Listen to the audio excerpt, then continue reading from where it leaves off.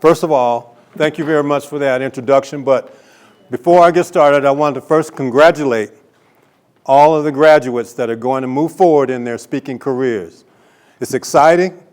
You've come a long way because a lot of people fear the element of public speaking. You can ask them. Most people would do anything before they'd be allowed to say, I'm going to get up there in front of a whole bunch of people. So you checked yourself, you got the courage, that's good. It's always important, hey there, that I share some tidbits about speaking because I've been speaking for 30 years. Came a long way through the process. So I want to share some of the things that I think may inspire you, innovate you, but also I want to give you that love because, see, speaking is about giving. You give and you get back. An audience is one. One mind is one. When you're speaking to the audience, they're together. But they're pulling for you. They always want you to succeed. So a couple of things that come to mind. Never let them see you sweat. You've heard that a million times, right? Because if you make a mistake, don't acknowledge it. Move on. They don't know you made a mistake until you bring it to their attention. The confidence you bring is delivering your message. Always have a message. Make sure you tell people who you are, what you're about. Now, there's different levels of speaking, right? I do stand-up comedy for a long time. Some of you will be talking about technical things. Some of you will be talking about computer, IT things. Some of you will be talking about health and wellness. It doesn't matter the topic. It matters about how you give it. Put it into it. Be you too. Find yourself. You don't have to be anybody else. Find you. That's all that matters. I'm going to tell you a couple of stories because stories resonate better than anything in a speech. Stories tell something about a person's experience that you can say, I think I can relate to that. So I'm going to tell you my first story. When I got started, I was working at Empower, and a colleague came up to me and said, hey, I think you're pretty fluid with speaking in meetings that we have. Why don't you come down and try the Comedy Works? And I'm like, what? That's a whole different ball game. But he said, come on, I signed you up for open mic night, so you gonna back out? And I'm like, oh, called my ego, so I can't back out. So 2 weeks I had to get ready. You only get 2 minutes, but it's a lifetime. So I got my 2 minutes, I polished them up. I was practicing in the kitchen, turning on the clock on the oven, doing my 2 minutes. Bing, I'm done. Thought I was ready. Got down there to the Comedy Works, saw my name on the list, like, okay, it's on. Went and had a little rum and coke. Had to get a little courage, had another rum and coke. Got on stage, the lights hit me, boom, blank.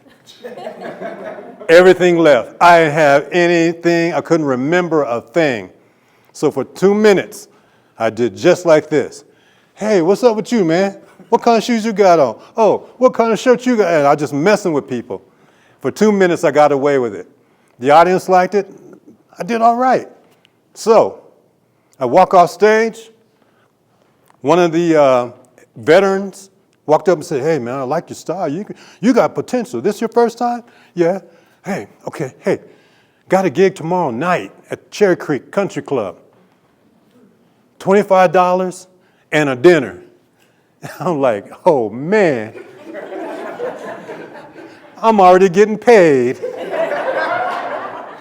I have arrived. Wait till I get a hold of me, boy. I'm a natural. So I go up to the country club, walk in there. There's a little green platform on the floor. We're in the little eat food court area. Racquetball courts are in the back of us. People are playing racquetball. Whack, whack, boom, boom. I'm like, what kind of setup is this? People are eating their salads, looking like, why are they here? First guy goes up, bombs. Second guy goes up, bombs. I'm next. I'm like, yeah, but I ain't gonna bomb. I'm different. Last night I showed I'm special. So I go up there, throw my first line, boom, silence. See, I ain't dealt with that before. Through my next line, boom, silence. Uh-oh. Not sure what to do. Let me go with my best stuff. I'm reading. Boom, through my next one, boom, nothing. All the things I could hear, though, was this one dude, this brother, in the back room in the kitchen. He'd peek the door open, and then he would just start cracking up. Oh, he is bombing his butt off. He can't do it, he can't do it. Let me see again. And I throw another one. He'd be like, ah. And I was like, oh, man. He is laughing at me like that? So when I left, my friend said, hey, man, I don't want to eat nothing, man. I'm going home. I took off. I didn't get my money. I was just like distraught. But the lesson I learned was, that was my second time. You got to persevere.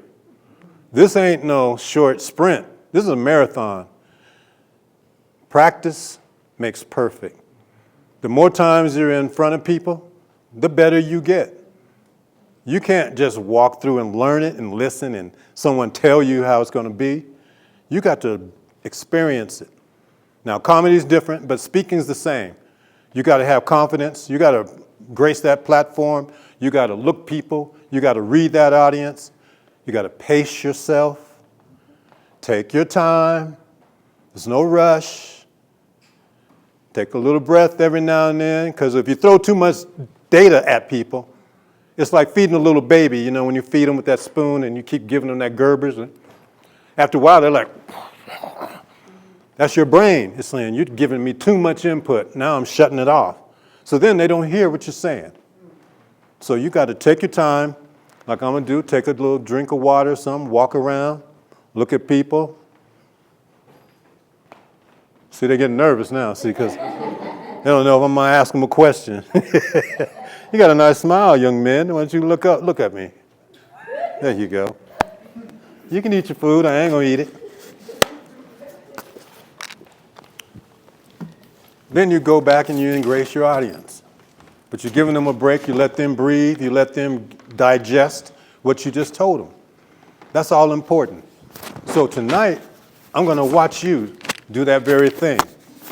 Now, people ask me, do you get nervous? The answer is yes. Nerves are good because that's adrenaline that changes into focus, sharpens you to your very best. Nerves is different than fear. Don't be fearful. That's when you're vulnerable. Audiences can sense when you're fearful because they're pulling for you. But the minute you lose confidence, they lose confidence in you. Then your message gets weak.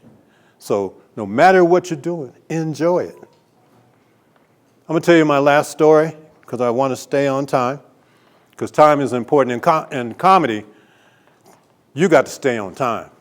If they say 10 minutes, you better do 10 minutes. If you go 11, lights off, mic is shut down. They'll embarrass you.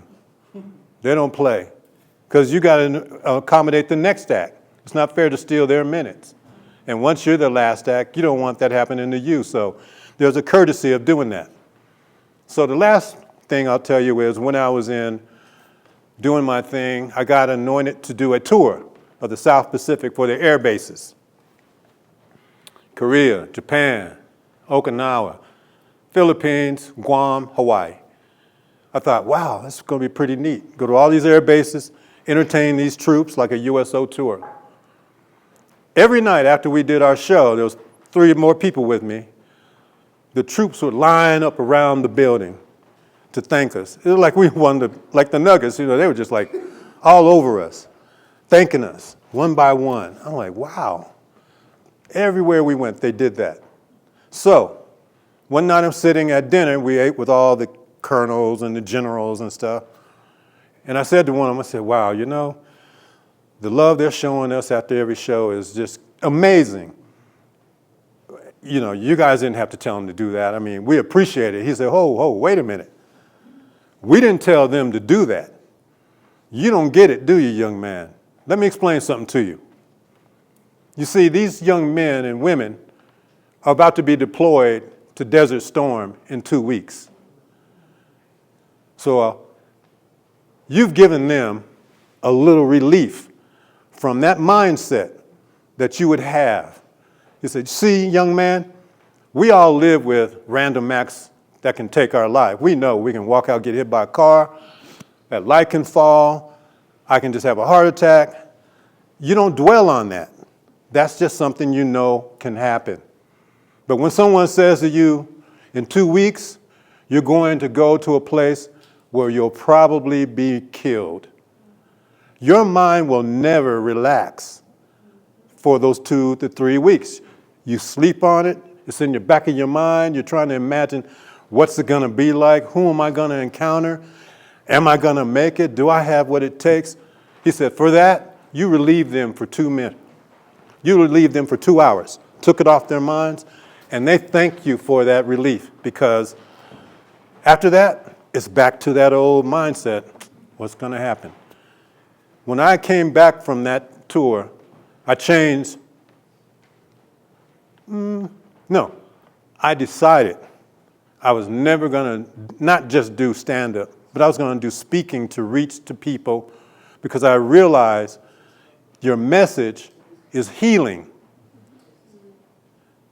After every speech I gave, I would end it with, I don't know if I was able to reach somebody today, make them laugh for a couple of minutes, but if I did, I hope you're out there. I hope it did you some good. And inevitably, 2, 3 people will walk up and say, I'm that person. I needed that today. You changed the way I look at things. I hope I stay positive, because I was having a dark moment.